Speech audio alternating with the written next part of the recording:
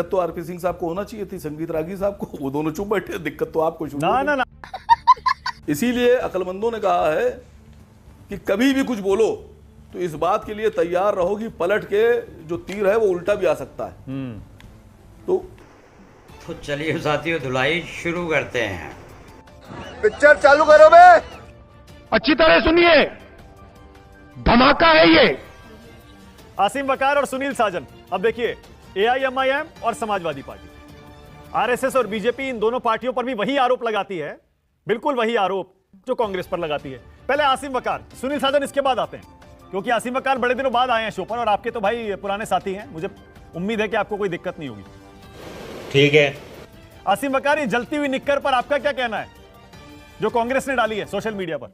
अभी बदत है भाई, अभी बदत। अभी मजा आएगा ना भिड़ो। ये आलोक शर्मा जी वैसे ही मुझसे नाराज रहते हैं, लेकिन मैं तो साहब जन्मजात विरोधी हूं आरएसएस का, लेकिन फिर भी पता नहीं क्यों आलोक शर्मा जी, कांग्रेस के लोग नाराज रहते हैं मुझसे। लेकिन सच्चाई बोलूंगा, सच्चाई के सिवा कुछ नहीं बोलूंगा। हाँ।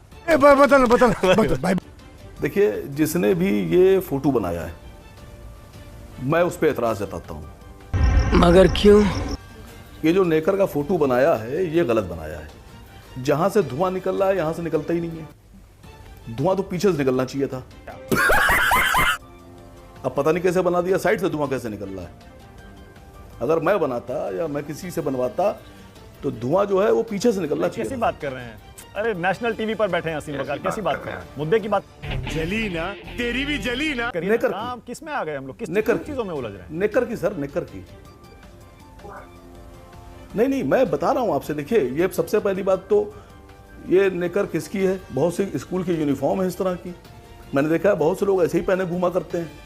मैं अपने दिल की बात कह रहा हूं। देखिए, अगर चित्र बनाइए तो चित्र ठीक से बनाइए, मेरा अपना मानना ये है। पता नहीं किसने बनाया है, मुझे नहीं पता। मैं आलोक शर्मा जी से कह रहा हूं, थोड़ा सा धुआं ठीक करिए सर इसका। अरे आप की पार्टी का इस तरह से अगर आपकी पोशाक का या किसी और प्रतीक का इस तरह से कोई फोटो आ जाता बीजेपी या संघ की तरफ से, आपने तो पूरा देश सिर पे उठा लिया होता।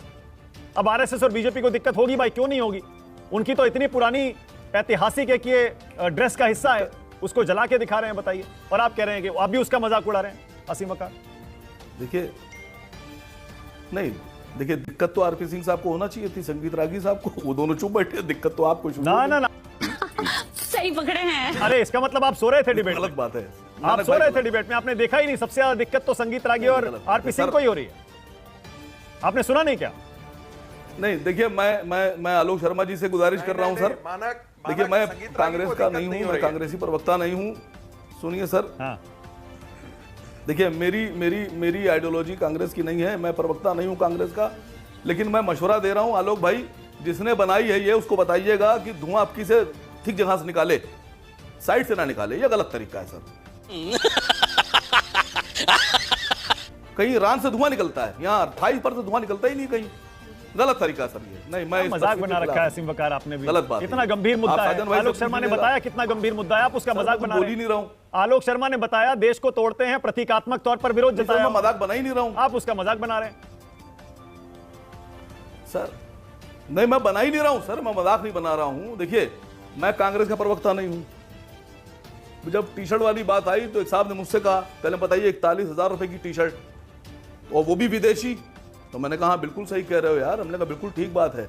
हमने कहा जो ब्लैक कलर की कार यूज हो रही है, हमने कहा वो तो यहाँ बनी है बहराइच में, 45 रुपए की है वो खिलौने वाली, वो विदेशी है ही नहीं, वो तो देश में बनी हुई है।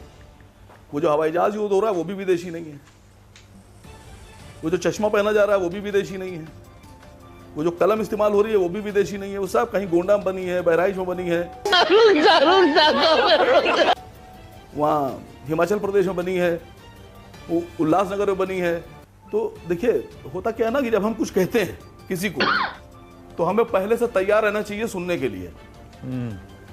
इसीलिए अक्लमंदों ने कहा है कि कभी भी कुछ बोलो तो इस बात के लिए तैयार रहो कि पलट के जो तीर है वो उल्टा भी आ सकता है। बात तो सही है।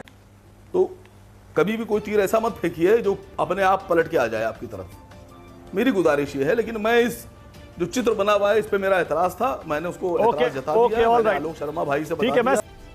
मजा आया और मैं ये जो मजा है हिंदुस्तान के हर व्यक्ति को देना चाहता हूं।